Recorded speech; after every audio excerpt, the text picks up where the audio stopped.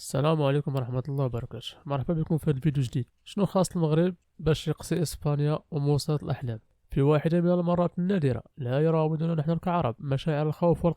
والقلق من مواجهة منتخبات الصفوة في نهائيات كأس العالم، بفضل سلسلة المفاجآت المدوية التي جعلتنا نطلق العنان لأحلامنا ونصدق أن المسافات بيننا وبين منتخبات العالم الأول في كرة القدم لم تعد ضوئية كما فهمنا من الأجيال السابقة، لدرجة أننا الآن نملك منتخبا بدون مبالغة أو تطبيل ليس فقط على نفس مستوى كبار اللعبة في أوروبا وأمريكا الجنوبية، بل يخشى الجميع مقابلته. قبل ضربة بداية المونديال كان بعض من أصدقائي المغاربة يتعجبون من طاقة المصريين الزائدة في قدرة الأسود الأطلس على مقارعة وصيف الثالث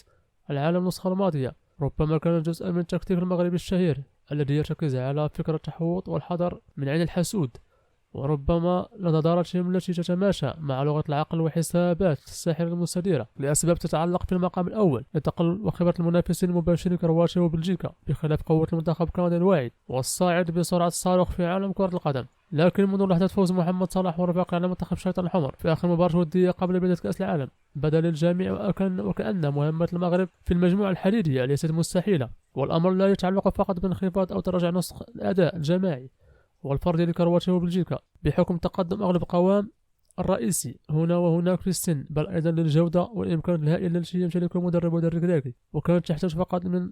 ينفض عنها الغبار الذي تركه المدرب البوسني وحيد خليلوزيش. وحسنا فعل المدرب الوطني بعمل ما يمكن وصفه بإعادة الهيكلة للمنتخب الأسود الأول، وذلك بأبسط الأدوات. كل ما في الأمر أنه أعاد الأمور إلى نصابها الصحيح، فاتحا صفحة جديدة مع كل اللاعبين بدون استثناء، أسفرت بأثر فوري عن تجاوز كل الخلافات والمشاكل الماضي، بما في ذلك صدع الاكتفاء بمشاهدة حكيم زياش ونصير مزراوي وأسماء أخرى تتألق مع أنديتها ولا يستفيد من المنتخب ليجني ثمار نيته الصديقة بتطور الموديل في مشروعه من مباراة الأخرى. لاحظ عزيزي المشاهد أنه بلغت الأسهم والمؤشرات في العالم البورصة هناك صعودا نيكزيكيا في اتجاه حركة المنتخب المغربي، والعكس 180 درجة بالنسبة لخصمهم العدو في الدور 16. وشاهدنا جميعا الهبوط الملموس في منحنى أداء لاروخا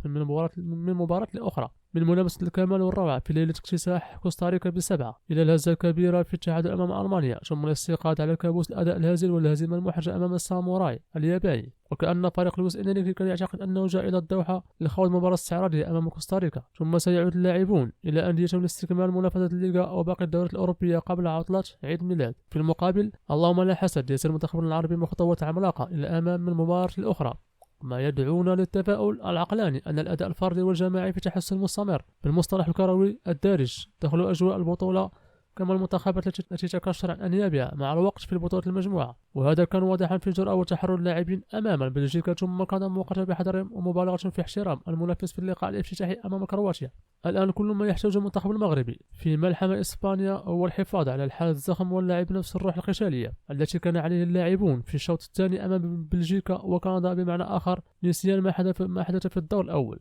والتعامل مع هذا الإنجاز على أنه صفحة من الماضي وقد أغلقت، لتجنب التوابع والعواقب والوخيمة المبالغة في الاحتفال بالانتصارات التاريخية. أما غير ذلك فلا خوف على الأسود الذين تعادلوا بقائمة وأسماء أقل جودة مع نفس المنافس بنتيجة الجوج في روسيا، في ظل وصول كل اللاعبين لأفضل حالتهم، وفي مقدمتهم حكيم زياش الذي أعاد إلى الأذهان لمساته الساحرة مع أياكس وبالمثل نصيري وأمرابط وأبو خلال والبقية. بدأ يظهر التأثير مع زيادة السرعة ونسق الأداء نتيجة التصاعد المبشر في المستوى الفني والبدني للكل بدون استثناء، مدعوما بمساندة جماهيرية تحاكي مشاهد حصار والضغط الخصوم هناك في مركب محمد الخامس. فليفعلها زياش ورفقاء يوم الثلاثاء ويكتبون التاريخ كأول منتخب عربي يخوض مباراة في ربع نهائي كأس العالم. نتمنى أن تكون ليلة مونديال من ليالي ألف ليلة وليلة، وبهذا أستودعكم بالله، والسلام عليكم ورحمة الله وبركاته.